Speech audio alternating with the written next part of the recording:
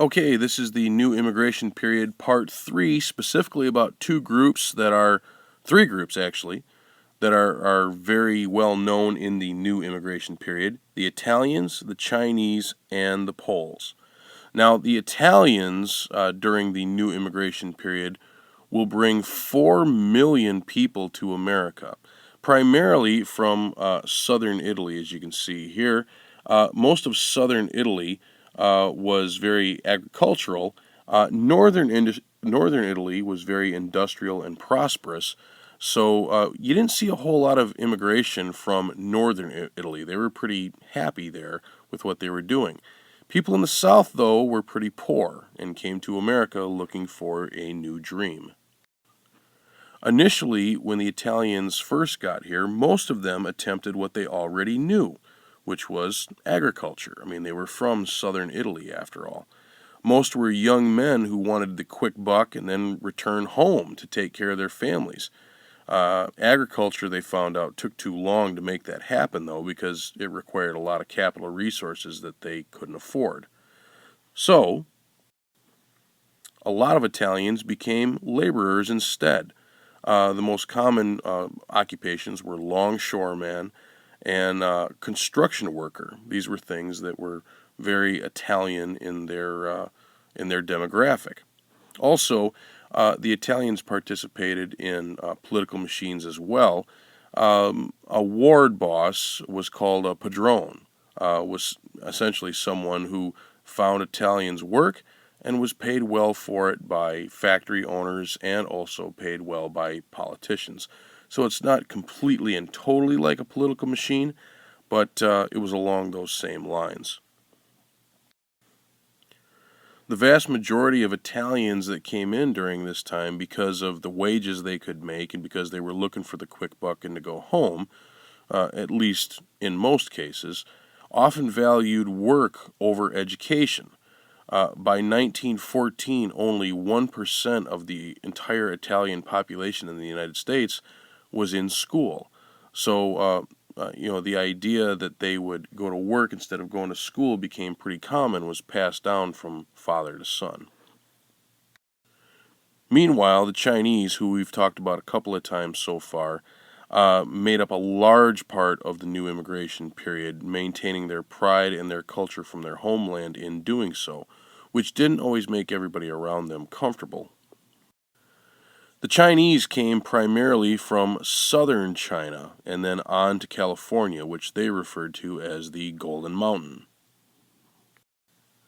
By 1880, they would make up 75% of the California population. 3 out of every 4 Californians was Chinese. By 1925, there would be 3 million Chinese in California as well. Most of the Chinese that came over were poor, uneducated, and unskilled single males who had to get tough jobs in hard labor to make things work. Many of them had come over as a result of something called pig selling, at least according to the Chinese.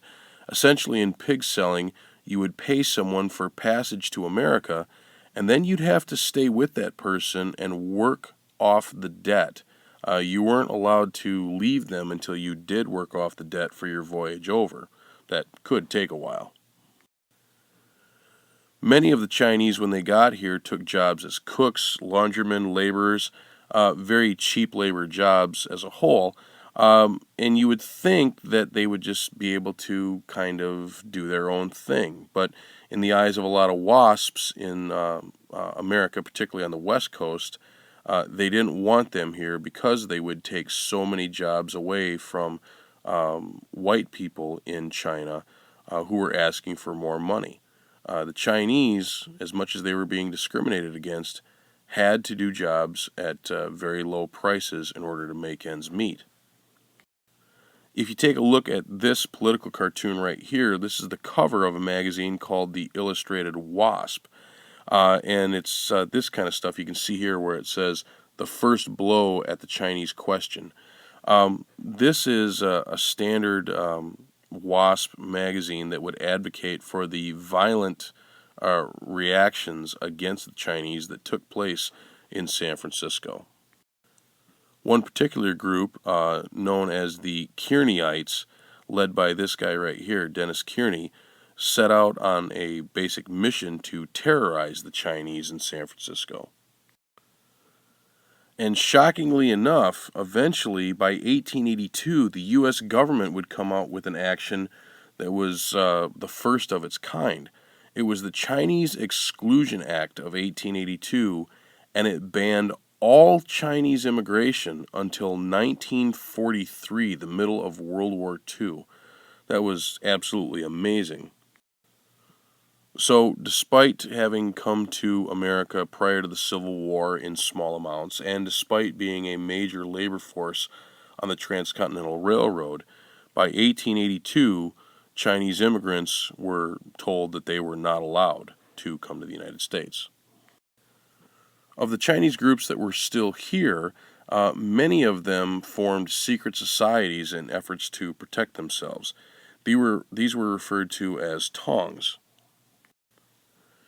And a lot of the Chinese tongs or secret societies got involved in a number of illegal activities, oftentimes providing protection for money, of course. Protection from who? Well, sometimes protection from the tong itself. They also came to control the opium trade, as well as getting involved in gambling and prostitution in Chinese communities, sometimes even expanding that outside of Chinese communities. In essence, these secret societies were alienated by everyone across the board, particularly whites and members of other ethnic groups. And given that we live in Cedar, we should probably take a little stop to discuss Polish immigration. During this time, 2 million Poles would come to America during the new immigration period, mostly settling in the cities, but sometimes settling in rural areas like Leelanau County. The main reason that Poles came to America in the first place during the new immigration period is because Poland had been divided up between Russia, Prussia, and Austria-Hungary. There essentially was no Poland left. It was 3 separate territories belonging to 3 separate empires. Many Poles came here looking for factory jobs in industrial cities and built ethnic neighborhoods in a lot of those cities, just like the other ethnic neighborhoods that had gone up before them.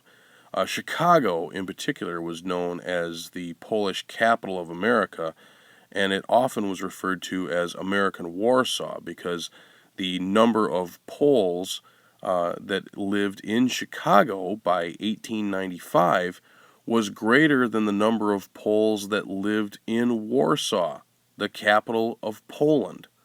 So, yeah, American Warsaw kind of fit. Okay, that's it. Thanks for listening.